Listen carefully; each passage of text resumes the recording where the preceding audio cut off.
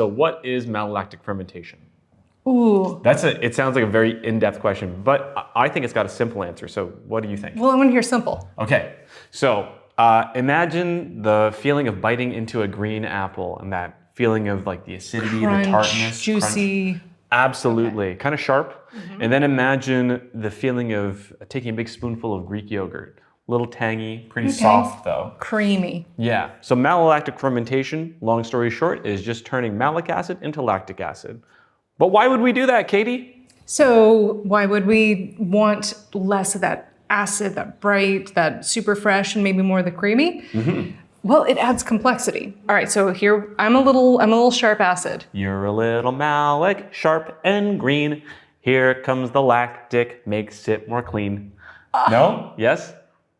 Hey, there we go. All right, bacteria eats the sharp acid, converts it to a softer acid.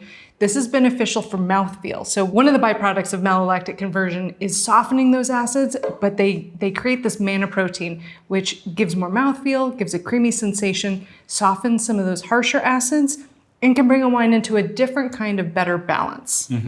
It can also create, I think, what is like a signature smell on a lot of Chardonnays, which is like the buttery, buttered popcorn kind of feel. So the byproduct of malolactic conversion is this thing called diacetyl, and it begins to be created, it floats up and gives you that buttery character. But as you continue through malolactic conversion, eventually the lactic bacteria remetabolizes the diacetyl.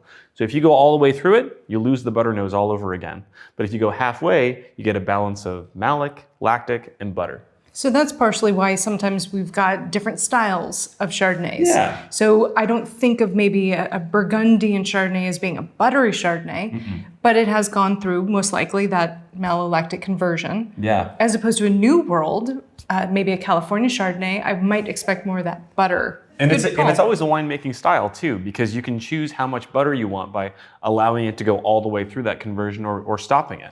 And I think temperature of fermentation or conversion has a lot to do with it too. Yeah. So butter, like it, have it. It's in your Chardonnay.